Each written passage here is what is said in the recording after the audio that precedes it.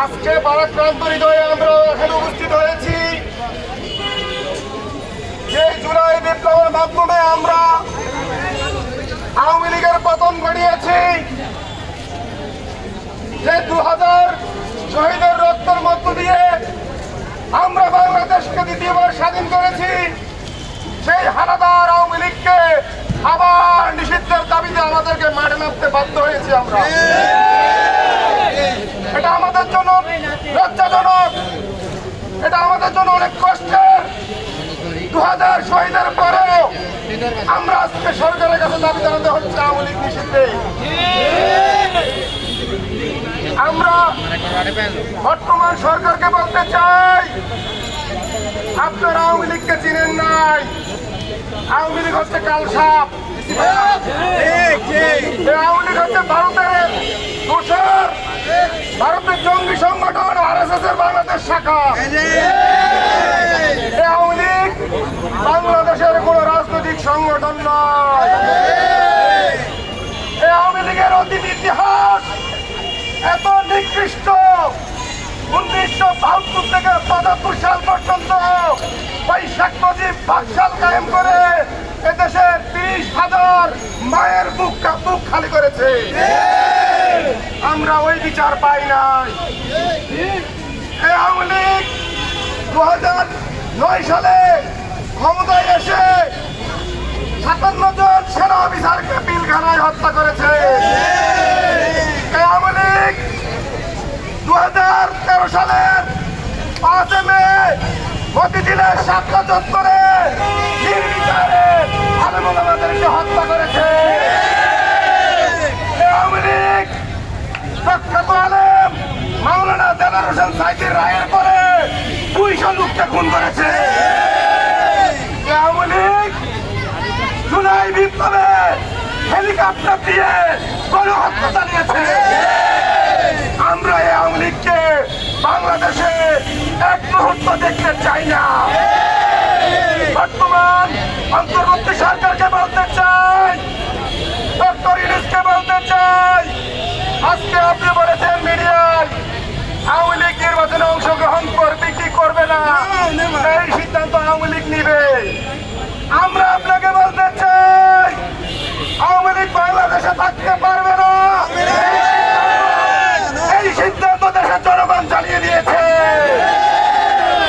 Doctor Mohammad ইউনূসকে বলতে চাই এবং আপনার উপদেষ্টা পরিষদকে বলতে চাই, আপনাদের ফ্যামিলি থেকে কেউ শহীদ হয় নাই, আপনারা শহীদ হন নাই। শহীদ মায়ের বন্ধন আপনাদের কর্ণকুহরে বোঝায় না। তাই আপনারা আওয়ামী লীগ নিষিদ্ধে নতজানু আচরণ করছেন, নমনীয় আচরণ করছেন। আমরা উপদেষ্টা পরিষদকে আরো বলতে চাই, আপনারা সংস্কারের কথা বলেন, বর্তমানে বাংলাদেশে আওয়ামী লীগ নিষিদ্ধ করা হচ্ছে সবচেয়ে বড় সংস্কার। আমরা বড় একটি রাজনৈতিক দলকে বলতে চাই, বিএনপির ভারপ্রাপ্ত চেয়ারম্যান জনাব তারেক রহমানের প্রতি সম্মান রেখে বলতে চাই, আপনি বাংলাদেশের প্রত্যেকটি সমস্যা নিয়ে প্রতিদিন কথা বলেন, রাষ্ট্র সংস্কারে 31 দফা নিয়ে কথা বলেন। আপনার মুখ থেকে আওয়ামী লীগ নিষিদ্ধে সরাসরি ঘোষণা শুনতে চাই।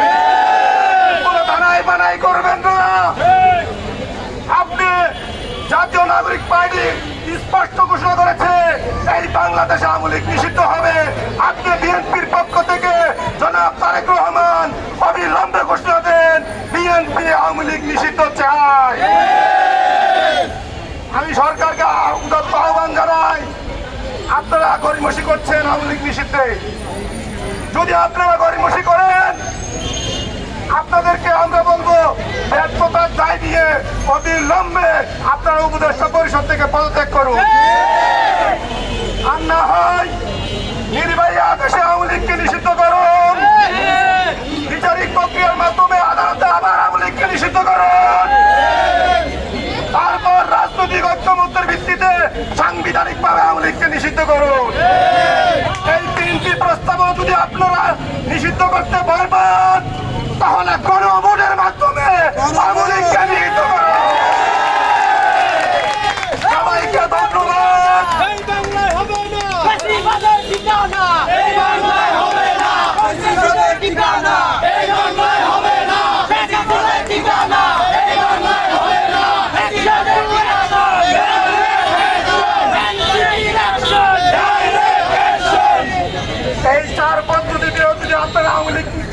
করতে ব্যর্থ হন, ডক্টর মোহাম্মদ ইউনূসকে বলবো আপনি ব্যর্থতার দায় নিয়ে পুরো উপদেষ্টা পরিষদ নিয়ে পদত্যাগ করুন।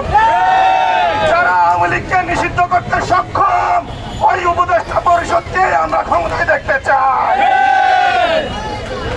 আরেকটি কথা বলতে চাই, যারা এই আওয়ামী লীগ নিষিদ্ধের পক্ষে বাধা হবেন আপনারা আমাদের সাথে লড়াই করার জন্য প্রস্তুত হন। আমরা 2000 ছাত্র জনতা জীবন দিয়ে দেশ স্বাধীন করেছি, প্রয়োজনে আওয়ামী লীগ নিষিদ্ধে আরো 2000 শহীদ হব। সবাইকে ধন্যবাদ। ইনকিলাব জিন্দাবাদ, জাতীয় নাগরিক পার্টি জিন্দাবাদ, বাংলাদেশ জিন্দাবাদ।